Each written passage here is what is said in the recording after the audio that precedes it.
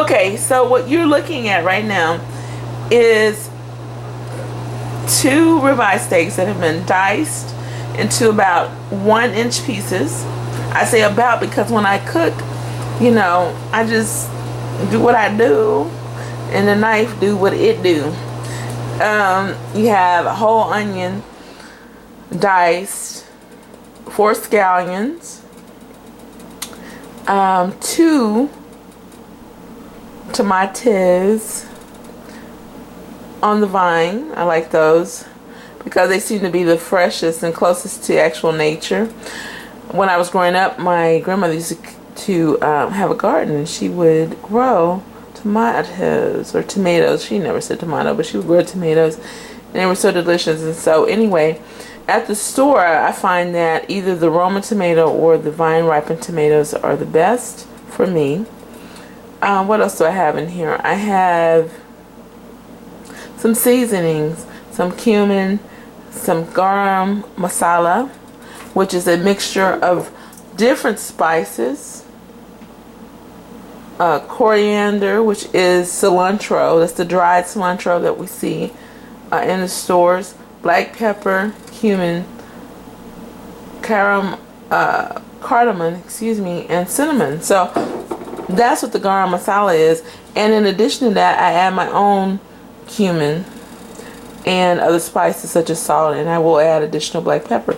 That's what's in this dish, as well as 4 stalks of green onion or scallion. So that's what has been stewing for the last hour, and this is how it looks. You see it? I'm trying to zoom in. Hold on. Yeah, so that's what it looks like. It's gonna be very delicious. And then in this pot over here, I talked about the one, regular quote unquote eggplant that I had diced and added about a tablespoon of salt to. And that's what's in this pot. It's almost ready for me to take out and drain any liquid that is left over. And I see some at the bottom. You guys can't see it right now, but there's some. But once I drain that liquid from the eggplant, I'm going to combine the beef mixture with the eggplant, and that's going to cook for another hour. I want to cook for at least another hour so that we don't see the tomato stick out as brightly or any other ingredient. We just want to see it all cook and meld into one. We want to become intimate. And if you guys don't know, the word intimacy derives from this idea that things, people, right, entities become one, where you can't really even distinguish who's what and what's who. That's what it all comes down to. So I made a little rhyme there. Did y'all hear that?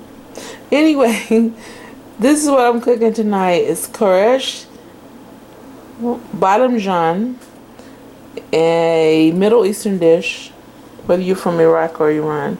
And I rhymed again. Look at how everything works. Okay, I had the eggplant with that tablespoon of salt I told you guys about, and I'm just gonna rinse it off because we don't want our dishes to be too salty. Okay, so we're just gonna add all of the 2 sirloin steaks that I talked about, the onion, the scallions, the 2 tomatoes or tomatoes, whatever you like to call them.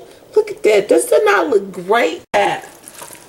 We're stirring it together in our pot, and this mixture is going to cook for at least an hour. This mixture is going to cook it for at least an hour. And so now we have our whole eggplant, our beef mixture, other ingredients, etc., which I've already talked about. Over here, in this pot, let me show you real quickly. Back here, I started to cook some rice. Always best if you can prep your rice, rinse it. Okay, add some oil and garlic to the pan. Cook that. Then add your rice to saute it. And on top of that, add some liquid, whether it's water or chicken broth or beef broth. You know, and salt, of course. There's always added flavor there. But this is still cooking. So I'm going to put the lid back there. And I will show you guys the finished. Let me put the lid on so it looks so cute, right? It's going to be so cute. Let me put the lid on and yeah, I will show you guys the finished result when everything's done. And that's going to be about an hour from now. Alright, this is Trans Bouquet. Peace to who? You guys know. Peace to who? People who like good food, okay? That's going to be peaceful. Now, bye. Back to our pot with the eggplant and the beef mixture. Again, I'm going to add some water to this. And I don't need anyone to follow me. I'm just going to add some water. And I know people, you know, they do the cups and all that. I don't cook like that. I cook like this. I add what I think it needs. And it needs water up to the brim of the beef. And that's good. And then we're going to find, if I had some wine, I'd put some wine in there. But we're not going to do that because we don't want to make our beef drunk. Okay, now. So we're going to let that stew. Turn the fire on to about medium high. Put the lid on. And that's what I'm going to do. And that's going to sit for about an hour. And then I'll come back and show you the result. Okay, so you guys can still detect some of those tomatoes, those tomatoes, and some rice. And it looks a lot like a dish I've made earlier from West Africa, which was called stewed okra. But this one doesn't have any okra in it. It has the eggplant as the basic vegetable there for this dish. And anyway, it's gonna be delicious. It is delicious. I hope you guys enjoy it, and I hope you try to make it. Yeah, I'm gonna have my son test it and let you know what he thinks in a second. All right.